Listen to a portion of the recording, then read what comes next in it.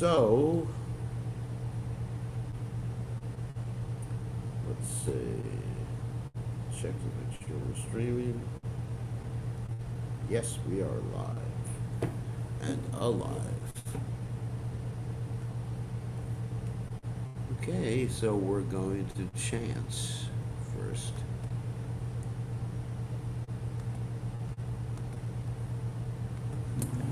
All right. We're in New Orleans and the temperature is pretty hot. It's about 95 degrees out, maybe about 35 degrees centigrade. So today we'll just chant. We're going to just chant.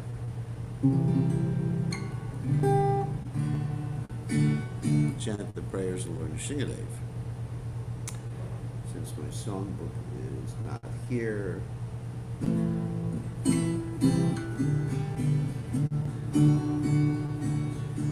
I have it here, but it's not out. Namaste, Narasingaya. Namaste, Shingaya.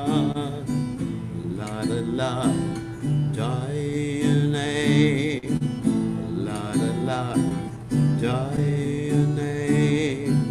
Iranyakashi, Uvakshaha. Shila Tamga, Kolaye. Shila Tamga, Kolaye. Tola Singa, Atola Singa.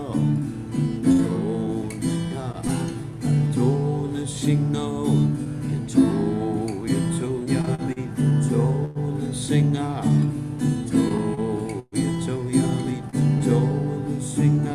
Ayena Singo, Vidayena Singo, Ayena Singo, Ayena Singo, Shringamadim, Shalanam Brahma Joy, the Shringamadim, Shalanam Brahma Joy, Shringamadim, Shalanam Brahma Joy.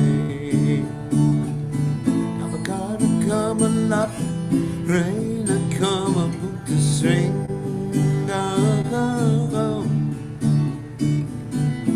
Yalita, Ranya Kasiku, that you bring. They Savadrita, Nalahaki Rupa, they took a day. Jayagadi Sagatay, Jayagadi Sagatay. Never gotta come alive and rain. I come up with the string.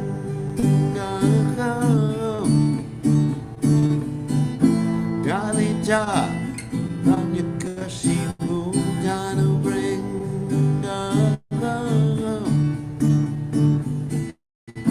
Savadrita, Nalahaki Rupa, Jayagadi Sagatay. Jayagadi Sagatay.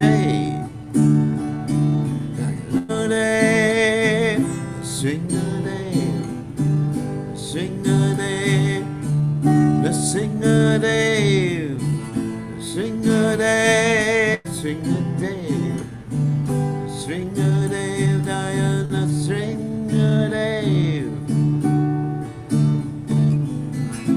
Hare Krishna, Hare Krishna, Krishna Krishna, Hare Hare Rama, Hare Rama, Rama Rama, Hare Hare.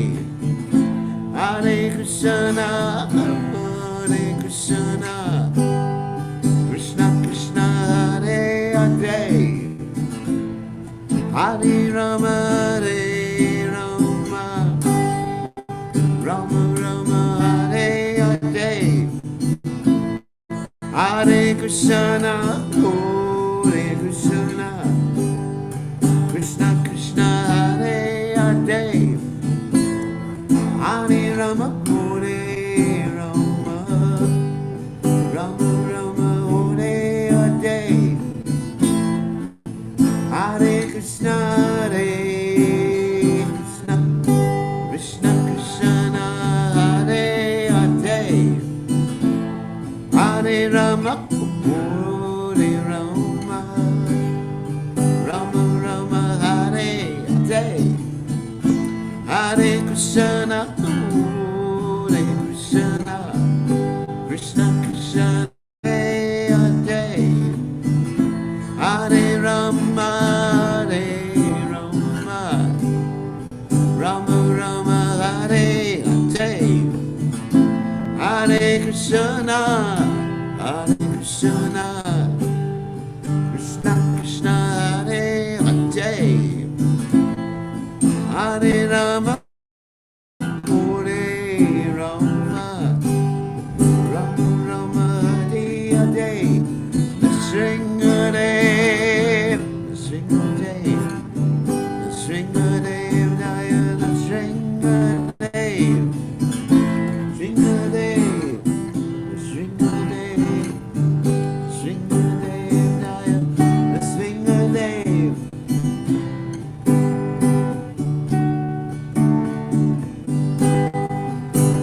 Jaya Prabhupada, Prabhupada, Jaya Prabhupada, Prabhupada, Prabhupada, Prabhupada, Prabhupada, Prabhupada. Jai Om Vishnupad, Paramahamsa, Paramahansa, also Tela, such as Shimad, His Divine Grace, Abhaya Chanana Bhaktivedanta Goswami, Srila Prabhupada Ki Jai, ISKCON Founder Acharya, Srila Prabhupada Ki Jai, Anantakoti Vaishnav Vrinda Ki Jai, Namachar Srila Haridas Thakur Ki Jai. Say Kaho Shri Krishna Chaitanya Prabhu Nityananda Shri Advaita Gadadhara Shiva Siddhi Gaur Bhakta Vrinda Jai Shri Shri Radha Krishna Gopa Gopinath Sai Mukunda Radhakunda Giri Govardhan Ki Jai Vrindavanam Ki Jai Mathuram Ki Jai Jagat Dasami Ki Jai Yamunamai Ki Jai Shrimati Tulasi Devi Ki Jai Samaveda Bhakta Vrinda Ki Jai Gaur Premananda Hari Hari Gaur. All glory is the assembled devotees, all glory is the assembled devotees, all glory is the assembled devotees, all glory is to Shri Guru and Gauranga Srila Prabhupada Ki Jai, Nama Om Vishnupadaya, Krishna Prastaya Budle, Shrimati Bhaktivedanta Swami Tinamani Namaste Saraswati Deve, Gauravani Pacharni Nivashesha Shunyavadi, Paschatya Deja Tarni. Prabhupada Ki Jai. So we are here in New Orleans continuing with our study of the Jaiva Dharma. So without further ado, we're going to continue with our study of the Jaiva Dharma. And we're on the platform, not that we're on the platform, but we're studying about people on the platform of Raga Nuga Bhakti, and also for those pure devotees who are Ragatmaka devotees. Okay?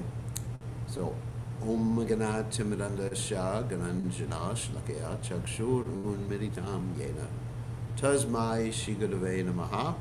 I offer my respectful obeisances unto the lotus feet of my spiritual master, His Divine Grace, A.C. Bhaktivedanta Swami, Srila Prabhupada, who so kindly opened my eyes with a torchlight of knowledge while I was blinded in the darkness of ignorance. Srila Prabhupada Ki Jai. Okay, so now we will share the screen. How about that? And Jaiva Dharma. So this is an interesting question that's being raised by Brajanath. Of course, Brajanath and his uncle, Vijay Kumar, are questioning the Babaji, who is their guru at this point, because we just read that they both took initiation from him. And after taking initiation, before they take initiation, they asked about sadhana bhakti, Vaidhi sadhana bhakti. And then after initiation, they're asking about Raganuga sadhana bhakti. It's pretty quick progress, and as I mentioned many times before, don't expect that you're going to make that quick of progress within, a few days. So a lot of this is going to be theoretical for you, but at least you'll get an understanding of the coming attractions. And basically, for someone to be on the Raganuga platform, they really have to be pretty much devoid of anarthas. Now, they don't have to be completely pure. Well, if they're completely pure, they'd be on the Prema platform, or even a little less pure, Bhagava platform. But at least those who have tolerated the anarthas. In other words, Vacho Vegam, Manasakrota Vegam, Kiva Vegam, Udara Pashna Vegam. They're able to tolerate the pushings of the mind, the belly, the genitals, the tongue, the words, etc. like that. Vacho Vegam, Manasa. Anger. They left anger out. Okay. So, anyway, the question is asked, how do those who are males in this world perform sadhana as women in Braja? Which is a really interesting question. Because generally, because of our attachment to these bodies, we would think that those who are males in this world can't really think of becoming a gopi until they change their bodies. But that particular conception is based upon the attachment we have to these bodies, or the identification we have with these bodies, which is, anyway, that's our Maya. We just see something here. I just want to adjust something, make sure the volume is high enough.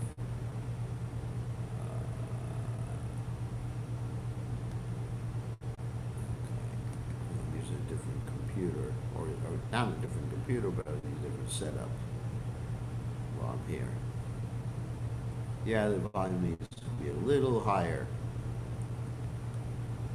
Let me just set the volume higher. Okay, good. Okay, and one other thing about volume.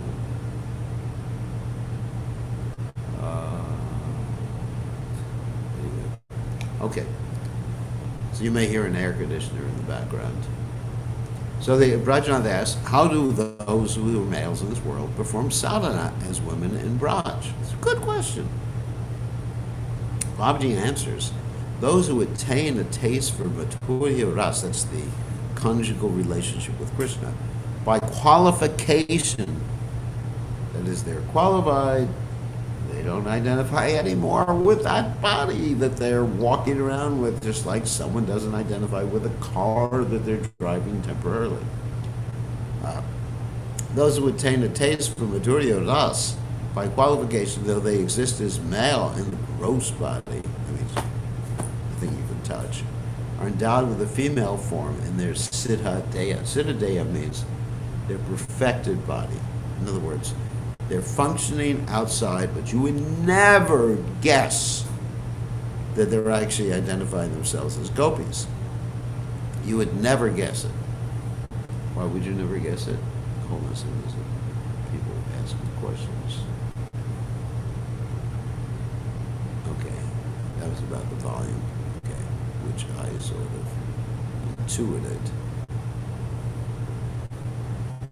So anyway. You would never guess that they're thinking themselves as gopis. It's not that they have lipstick on, like we mentioned before, many of the sahajas, they have put on lipstick. That's called Saki Beka. Those qualified to follow gopis according to their taste and nature serve Krishna in their Siddha Deha, following the perfect spiritual body, following the gopis. That's all internal. The Padma Purana describes men with this bhava. In other words, here's some examples. The sages of Dandakaranya, seeing the beauty of Ram, desired to accept him as their husband. They attained female forms in the pastimes of Gokula and serve the Lord with devotion of the Kama Rupa type. Now remember, Kama Rupa is one branch of the Raganuga platform. There's Kama Rupa and Sambandha Rupa. Kama Rupa is like the gopis, got it? Sambandha Rupa is like Mother Yashoda. That means based on relationship. Okay. So, oh yeah, another point about this, about the sage and Dandakaranya. The sage and Dandakaranya identified themselves as ladies. Internally, they were dressing as ladies, and when they saw Ram, they thought, we'd love to be married to him. And Ram said, basically, to them, Eka Patni Vrata. In this particular incarnation, I only take one consort, one wife, and that's Sita Devi. So you have to wait till I take, not birth, or appearance again during the Dwapara Yuga.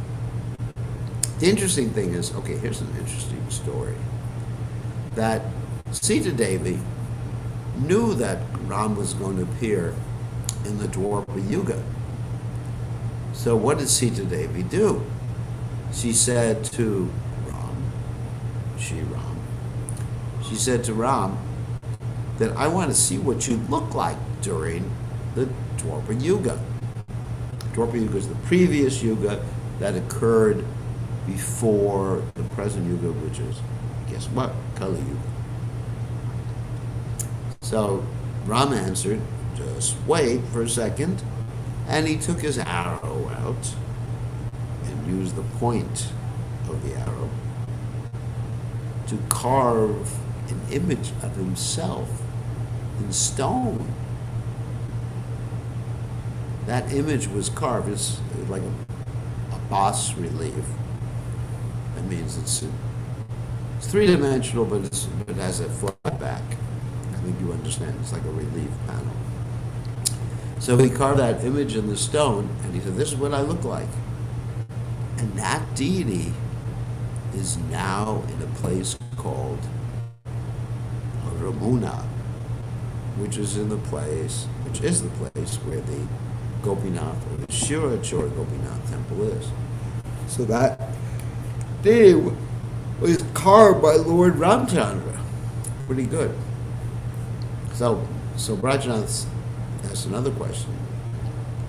We have heard that the women of Gokula were Nitya Siddhas. They appeared in Braja to nourish Krishna's pastimes. Why does the Padma Purana describe persons born as gopis in Gokula?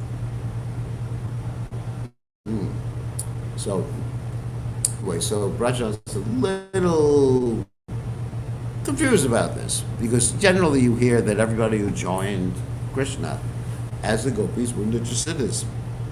But Babaji is going to explain that there are different groups of people who join Krishna, not just the Nityasiddhas. That's the next answer he gives. Babaji said, the Nityasiddhas enter Krishna's pastimes easily. Those who were sadhan siddha, of course, Nityasiddha means eternally perfect. Sadhan siddha means they became perfect by practice, by cultivation. So those who were sadhan siddha, those who were qualified for the worship of Krishna in Kama Nuga Bhakti, Kama Nuga again means the gopis, were born in Gokula. They are described as those gopis who were prevented from joining the rasa dance in Bhagavatam. They then served Krishna in their minds and attained to spiritual swarupa. Most of these were the Dandakaranya sages. Let me explain what that means. Okay, so again, Kama Nuga Bhakti means conjugal relationship. So what happened is, this is actually a common thing the Prabhupada actually described, not specifically about the gopis, that when we become Krishna conscious, we go where Krishna's pastimes are being performed, within one of the material realms, before we actually go back to Godhead. So that's the final step. So these Dandakaranya sages were engaged. Let the internet stabilize for a second. These Dandakaranya sages were engaged in finalizing their perfection. And so we will actually, if we go back to Godhead, we will be finalizing our perfection in a similar way by taking birth where Krishna's pastimes are. Got it? So, what happened is that those who took birth as gopis, primarily those who were Dandakaranya sages, and there were others too, who took birth as gopis, they actually were prevented from joining the rasanas. Krishna plays his flute, okay? And their husbands, or so-called husbands, prevented them from prevented them from joining Krishna, and they were just like, oh my God. And so when that prevention and their intense longing to be with Krishna was the final step in their purification. And then they attained the spiritual form after that. Does that make sense? Yes. Because their intensity of longing had to be brought to the point of super intensity. That's how. Rajanath asks, who are the Nitya Siddhas and who are the Sadhan Siddhas? Who are the eternally liberated souls and who are the souls who became perfect? Okay, got it. Radha is Krishna's Swarup Shakti. Remember we learned about that? His own forms, Shakti is personal energy. Her first Kaya Vyuha, which means expansion, are the 8 Sakis. And many more Sakis are secondary expansions. They are Nitya Siddhas, like Yashoda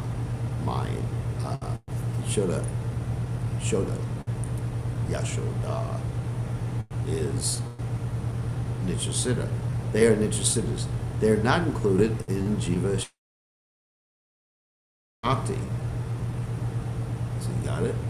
They're a special tattva within this Swarup Shakti, within Krishna's eternal, personal Shakti, headed up by Srimati Radharani. They are in a tattva within the Shakti tattva. Tattva means category sometimes. I'm just using an indirect definition to make you understand. Shakti means energy. So there's Krishna's personal energy, Swarup Shakti, and they're in a special category. They're not Jiva. Jiva is us. We have the tendency to go either way that we choose. The ordinary Sakis by sadhana, means the others, have reached, a little slow today, reach perfection and follow the associates of Radha. They are sadhan siddha jivas. By the strength of the, sadhan means by practice, but siddha means perfection, jiva means individual soul, like us. By the strength of the Ladini Shakti, so I'm always defining these terms because I want to make sure that everybody understands the terms. By the strength of the Ladini Shakti, they have attained forms similar to the gopis. So Ladini Shakti means the pleasure potency, which is Srimati Radharani, headed up by Srimati Radharani. Those who perform sadhana in Madhurya Ras, that means practice of the conjugal relationship on the path of Raganuga spontaneity, and become sadhan siddha, become perfect by their sadhan, attain a position amongst the Saki. Saki means the friends of Srimati Radharani. Got it? But they're not of the same tattva or category as Srimati Radharani and her principal gopis, because the principal gopis in Srimati Radharani are actually a special tattva subdivision within the Swarup, Krishna's own Shakti, personal Shakti. Hope that makes sense. I'm trying to go slow so everyone understands. Among them, among those who desire amorous pleasure with Krishna but serve on the path of Vidhi become queens in Dwarka. This is actually interesting. That if someone just continues to just be attached to the rules and regulations for the sake of rules and regulations, just like opulence worship, more opulent worship, they become queen, they reach perfection of Krishna in Dwarka. And it's not so intimate to become a queen. What's intimate, can I say? Much more exalted than any of us experience. On the path of Vaidhi Bhakti, they do not follow the gopis. They follow others. Those who internally practice Raganuga and externally practice Vaidhi Bhakti attain service in Braja as gopis. Now, this is a really important statement. Internally practice Raganuga. Externally practice Vaidhi Bhakti, rules and regulations. So internally, they're following the footsteps of some Nityasiddha devotee in Raj, but externally, they appear to be just like everybody else. Okay, get up early. Like we mentioned, the 6 Goswamis, their performance of sadhana was like lines on a stone, could not be erased. So Brajanath said, how does one effectively cultivate the desire for amorous pleasure? This is an interesting question. How does one cultivate this desire to have that amorous relationship with Krishna, which is basically Brajanath's answer.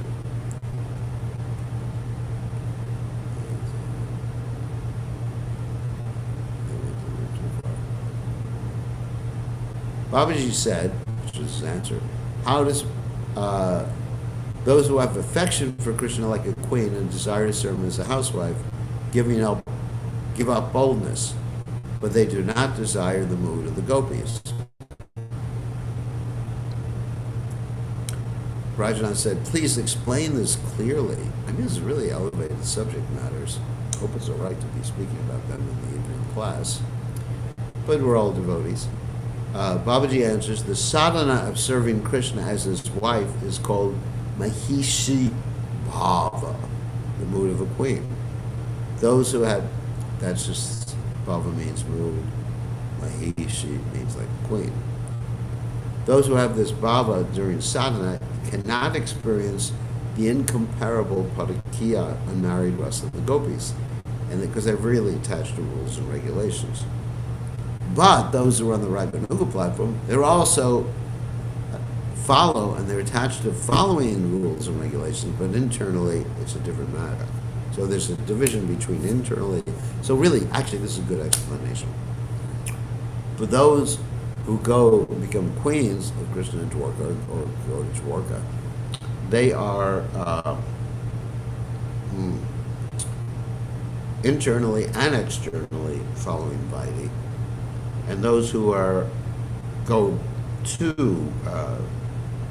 the situation, become gopis and serve the gopis in Vrindavan, they externally follow Vaidhi, and you can't tell the difference.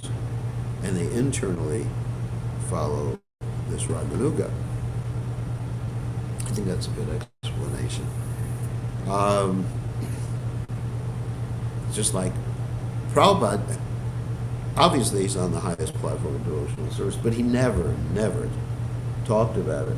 When people would ask him, what's your spiritual identity? Prabhupada said, that question you do not need to ask. So we do not find people on that level openly discussing their internal realization. They may discuss their particular guru, but it's not they go on the internet, they have a whole discussion group. I mean, that's ridiculous.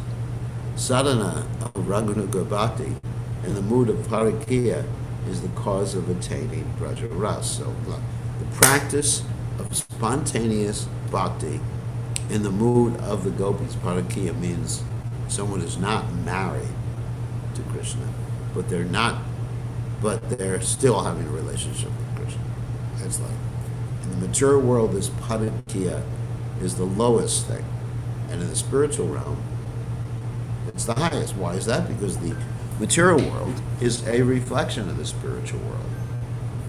It's like the banyan tree example given in the 15th chapter of the Bhagavad Gita, is that a reflection of the banyan tree in the river or on a lake has the roots going up and branches going down. Because banyan trees go in all sorts of different directions.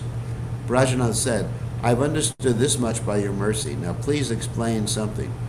What is the difference between kama and prema?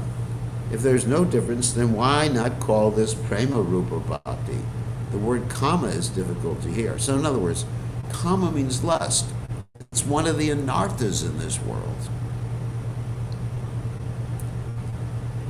So it really causes confusion to call it kama rupa or kamanuga bhakti, because we're advised to actually conquer kama, conquer Cupid. I mean, like you have Madan Mohan, the deity Madan Mohan means the person who conquers or attracts Cupid, so that we're not attracted. You know, Cupid is not exactly our friend in this world. You may think it is, but the Cupid of this world is not our friends. The Cupid of this world is the person who's testing. It's not our, I wouldn't say enemy either, but he is testing us. And when he's firing his arrows, just like you see on Valentine's Day, there's that depiction of Cupid firing his arrows. A little kid, of course. And we know he is Ananga. Ananga means he has no external form. You can't see him. All of a sudden, boom.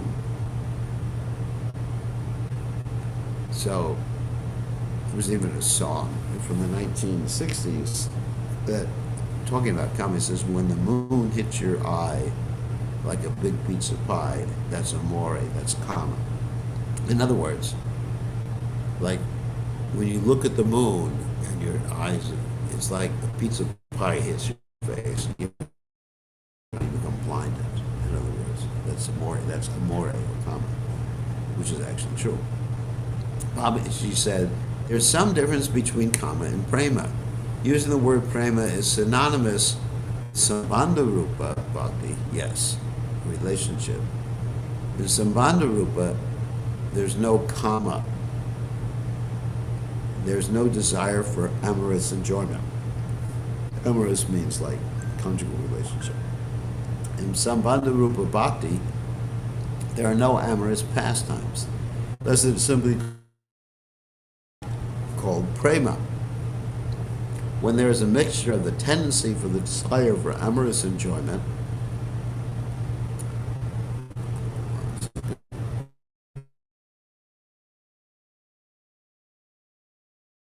in general, let's say prema is like a general term. So, internet, let it stabilize. Kama is prema is a general term, and so there's different types of bhakti under the heading of prema. So you're not being specific, so you have to really define it. Just plain old, but plain prema can refer to any relationship except for the conjugal relationship. But prema enhanced with kama, spiritual kama, is actually the conjugal. In other rasas, there's no kama rupa bhakti. It exists only in Madhurya ras. Kama rupa bhakti only exists in the conjugal relationship. No one has kama rupa bhakti except the gopis. Kama rupa bhakti, in other words, means this parakiya. One is not married or have a formal relationship with the person you're in love with. And that person is Krishna in Kamarupa Bhakti. Is not any mundane, hairy guy. Of course, Krishna has hair. He's also hairy. Not the same way as some gorilla in this world. The kama in the material world with sense pleasure is completely different from this kama. So it's a different type of kama. Material kama is a distortion of this faultless kama, which is what I said. It's a distortion or a perverted reflection. Kubja's love, though directed to Krishna, cannot be called direct kama. In other words, spiritual kama. Just as material kama is insignificant and inferior, so Kubja was basically a prostitute, was interested in Krishna. Anyway, I'm not going to tell the whole story about it. It's there in Krishna book. Just as the material kama is insignificant and inferior, material lust, the kama, the lust which is a branch, anga prema, love, spiritual love, is full of bliss and most excellent. Why should one give up using the word spiritual kama, since material kama is much inferior? So in other words, we have to define kama as superior. Okay, hold on. And Brajanath asks another question. Please describe Sambandha Rupa Raganuga. So Sambandha Rupa Raganuga is based on relationship. In Kamanuga Bhakti, it's not based on the relationship because you don't have a formal relationship. That's interesting. Yeah, actually. Okay, good explanation came out of my mouth.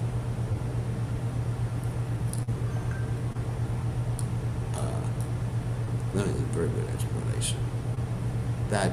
Okay, there was a question here. Spontaneous love is kama? No. Yes, spontaneous love is kama, but also Sambandha Rupa Raganu. Sambandha Rupa is spontaneous too. But it's based on a relationship, a defined relationship. That's the difference. That's another difference. Is a defined relationship. Husband, wife, got it? Friend, servant. These are defined relationships, really written in stone. These relationships, they're written in stone, married. Of course, nowadays they say married, written in stone, ain't written in stone, divorced, married today, divorced tomorrow, blah, blah, blah, blah, blah. So anyway, but it's a formal relationship. Marriage is a formal relationship.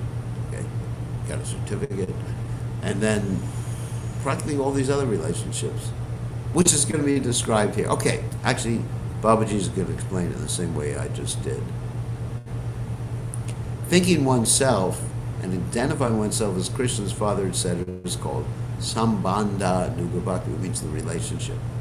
It has the activities of Dasha, Sakya, and Vatsalya. I am a servant. Krishna is my master. That's a defined relationship. When one's giving up the defined relationship, the defined relationship, then if the defined relationship is mundane, like the gopis with their husbands, not mundane or an illusion, then that is what's called kamanuga.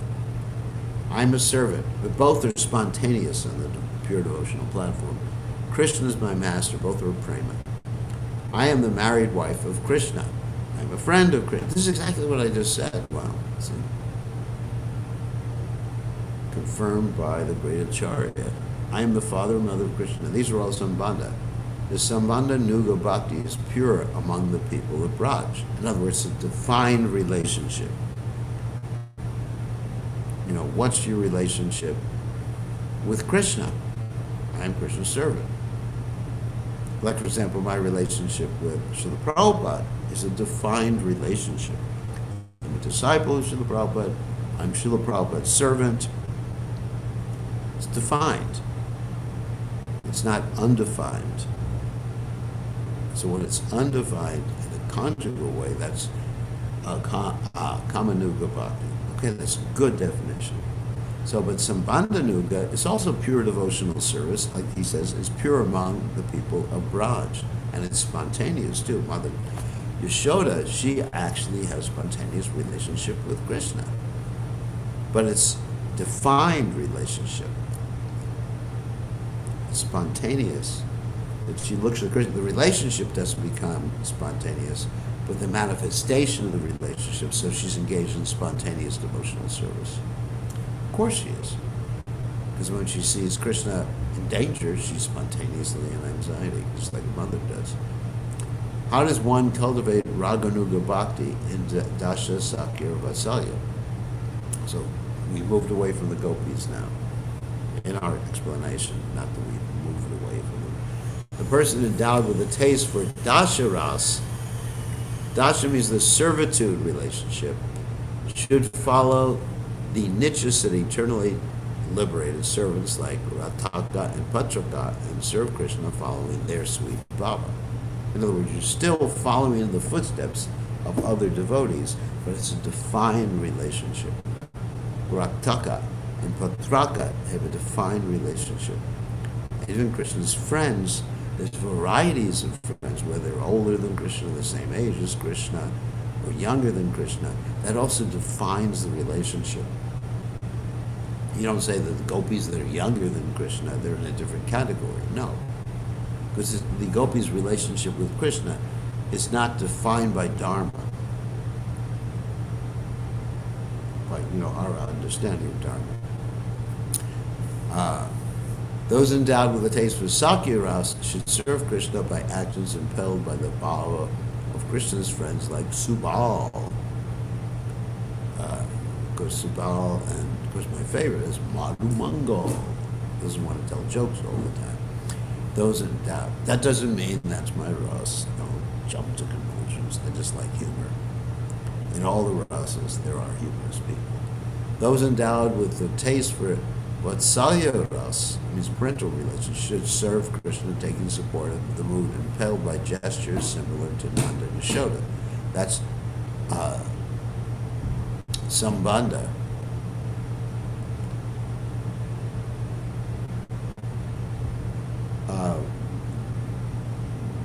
No, not that all the rasas are contained. Yeah, actually, the mood of all the rasas. I wouldn't say all the rasas are contained, but the mood of all the rasas are contained within Madhurya, because they're serving, but it's a little bit different. It's not serving according to defined relationship. It's not a defined relationship. It's just like, when there's illicit relationship in this world, it's not defined. It's undefined. Because there's no rules to it, obviously. Brajana said, what is the mood, bhava, impelled by gestures? Mudra. Mudra means like different gestures. Sometimes the pujaris have these different gestures. Babaji said, one shows a certain behavior. In other words, by mudra in this particular context means by bodily motions or certain behavior. One shows a certain behavior in serving Krishna according to the bhava of a nityasita. According to the emotion of the eternally liberated devotee, those who are following the footsteps show similar bhava, similar emotions, or similar behavior.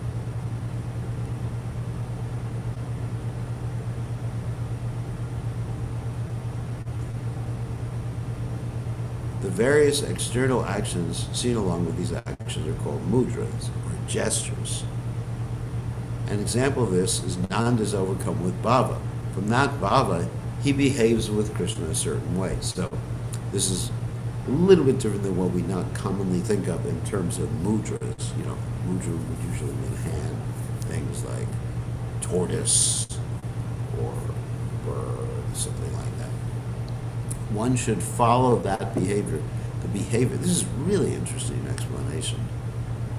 From that bhava, he behaves with Krishna in a certain way. You see how Nanda behaves with Krishna, and you see the actions, but one should not But at the same time, there's a danger. One should not think I'm Nanda or I'm Subal or Raktika. Following them, one imitates their bhava or mood, otherwise there's offense. So imitation is one thing, more like following in their footsteps, but you don't really think, oh, now I become, that's impersonalism. That's disgusting. So Rajanath said, oh my God, here's the question. What type of Raganuga Bhakti are we qualified for? Now, don't jump to conclusions when you read this. Please don't. Babaji said, you see by considering your nature, you accept the ras according to the taste that arises from your nature. So not your material nature. That's why you have to be very, very purified. As I mentioned yesterday, when I first joined the movement, I was with the boys, the coward boy, well, not with the coward boys, with the other brahmacharis. In the brahmachari ashram, we all thought we were coward boys, because that was our nature, like buddies. Here I am with my buddies. So I was confusing the material nature with my spiritual nature. So it comes after some time of advancement. Taking support of that rasa, when you have that taste and you're sure of it, you confirm it with the guru, you follow the Nityasiddha in charge of that rasa. That would be, or one of the Nityasiddhas, like if you were Gopi, Lalita, Vishaka, or Srimati Radharani, or Rupa Goswami, it is only necessary to examine your taste. If there is a taste for raga marg, spontaneous devotional service, according to the taste, one performs activities. As long as the taste for raga marg is not present, you don't have a taste for spontaneity, you should be fixed in vidhi bhakti. Just think of the rules and regulations, and when it's time, it's time. Vijay Kumar said, Prabhu, for a long time I have been reading Bhagavatam and I hear about Krishna's pastimes here and there.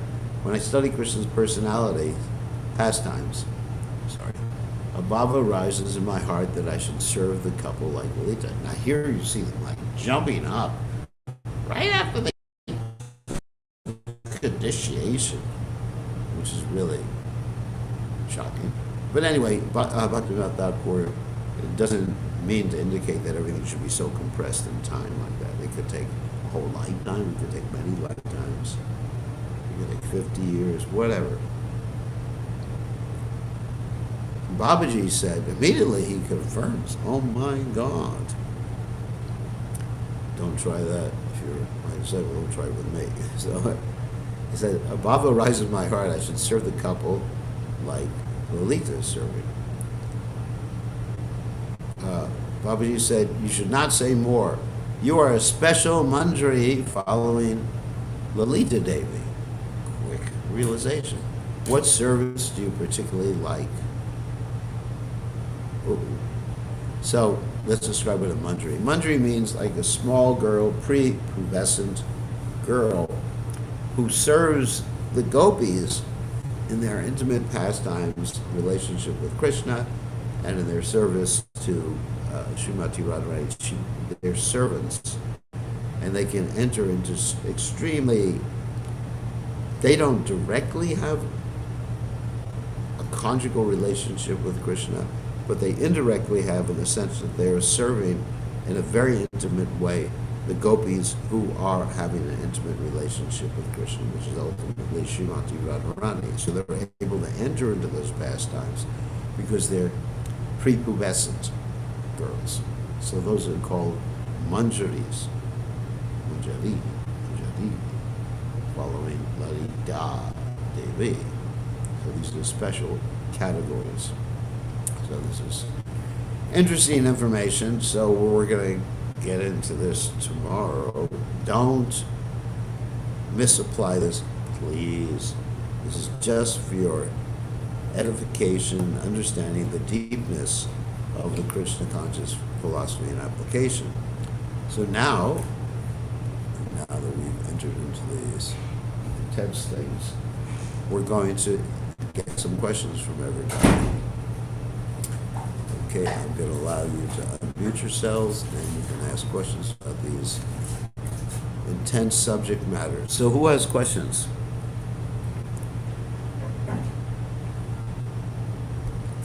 You can raise your hand. Okay, so Gopal, you have a question? You can unmute yourself. Very well. You have mentioned a couple times that things that seem a bit impersonalistic are disgusting. So, but if a devotee finds these things disgusting, is that an indirect ras of ghastliness? Yes. Is the reaction to impersonal philosophy a Yes, manifestation? that's right. It's an expression of ghastliness in relationship to Krishna. That's exactly right. Okay, what other? Here's something in the chat window. All right, it's a long one. Regarding your questions about my Guru Maharaj, I never told anyone that he was one of the 8 Sakis. I do not know how you got this news. According to Vaishnava principle, nobody should think or imagine somebody is Krishna or Radharani or their associates. Everyone should follow or aspire to follow in the footprints of the associates. If someone thinks that somebody is Radha or Krishna, that is not sanctioned by the Vaishnava philosophy. So far as I know, my Guru Maharaj's position was one of the assistants of the mantris. For the present, it is better not to discuss these confidential things of a higher level, but you're always welcome to put your genuine questions for an answer. Otherwise, how will you know things as they are? Letter to Hansaduta, January 6, 1969. So in other words, we're talking theoretical. These two personalities that are mentioned here, as well as the Babaji, they're actually theoretical characters to illustrate the philosophy of Krishna consciousness. So that's actually a very, very good point. But we should be disgusted when we hear these things. Okay, so Pran Govinda, you have a question? Yes, Maharaj. Please accept my obeisances always to Prabhupada. So in ISKCON, the majority devotees are very loyal to your lotus feet and Srila Prabhupada's lotus feet, but there are few who lives and thinks that they can actually practice this parokiya mood in Vrindavan, because in ISKCON I just want to hear your view that, so we don't practice anything about this Kama Atmika Bhakti. Sambandha Atmika, okay, that's understood. Kamanuga, it's called, Kamanuga Bhakti. It's not, well, let's just say this. It's actually a good question. It's not propagated in ISKCON as something that we recommend, like Prabhupada said, deserve and then desire. In other words, we try to please Krishna, we try to please Prabhupada, and we have the firm faith that if we please our spiritual master, then everything is accomplished. Now, by doing that, it is understood that eventually, when one is free of anarthas, one will actually start to realize their spiritual identity. But it's not done as a general practice. It's not done as a general practice. I do not recommend it.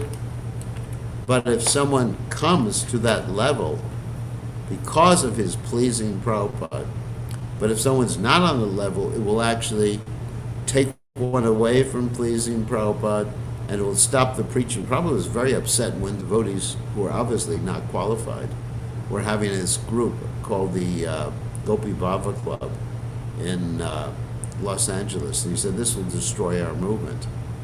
And we actually see that, people really get into it. They lose their enthusiasm for approaching, their compassion for approaching people who are not Krishna conscious. Because they think they're on a higher level, and actually they're cultivating lust in their hearts instead of the desire to serve Radha and Krishna. So therefore, it's not something that we do in ISKCON, although to answer your question, on an individual basis, it's not prohibited if someone actually realizes their spiritual identity and they're actually qualified, and they come to their Guru Maharaj and they reveal their mind about it, and they accept the Guru Maharaj's instruction if the Guru Maharaj says, you are not ready, Prabhu. Instead of going, what we've usually seen is people go outside of Prabhupada's association. It's a good point. And because they think that they're qualified, or they form groups within the International Society to discuss these things on an open basis. But it actually should be done something very personalized. We're going to read in the Jaiva Dharma, if I allow everyone to get that far, is that Bhaktivinoda Thakur describes that he simply takes Vijay Kumar aside, or actually another instructor takes Vijay Kumar aside and gives him further instructions and doesn't involve Brajanath in that. So it's an individual thing that's not propagated in the Krishna consciousness, but it's not prohibited. You know, Prabhupada said we don't prohibit the gopis. Okay, so that makes sense why Prabhupada gave one-time Babaji initiation and then he said no more. Yeah, Because no more. he maintained. Yeah. Same no- purpose probably Bhakti Siddhanta Saraswati Thakur during Kartik whole month, he was glorifying the nectar of instruction, all these do's and don'ts, not Yes. Radha Krishna Lila. So who was actually qualified is the point. Thank you for You know, clarifying. if we find, you know, that's a very high platform. Very, very, you know, even though it's devotional service and practice, it's an extremamente, as we say in Spanish, high platform. And who is actually on that platform? You know, you really have to have all your nardas under control at least. You know, who here does not have uncontrolled anger sometimes? Uncontrolled, you know, hankering for something. Greed, you know, lust, anger, greed, illusion, or thinking they're the body. And who else can say that when they're sleeping at night, they don't think they're the body or some illusory body? Who can say that? You know, Kama, Krota, Mata, Matsarya. Who can say that they're never envious of someone? Or at least have envy under the control so they're not subjected to it? Who could say that? Lust, Very anger, good point. envy. So, you know, it's not something that's prohibited, and it's something that later on, if we continue in devotional service, maybe in some future birth, maybe later in this birth, that yes, it's something to aspire for. But one has to be practical. You know, otherwise, it's like trying to reach the moon. You know, you see the moon in the sky and you want to reach the moon. Not very appropriate. Thank you, Maharaj. That was very nice. So, who else has a question here? We have time, 1 minute, for one more question. You can type in the text window, or you can raise your hand or unmute yourself. Anyway, it's time. So thank you very much, and tomorrow we hope to be giving a class again. All glories to His divine grace.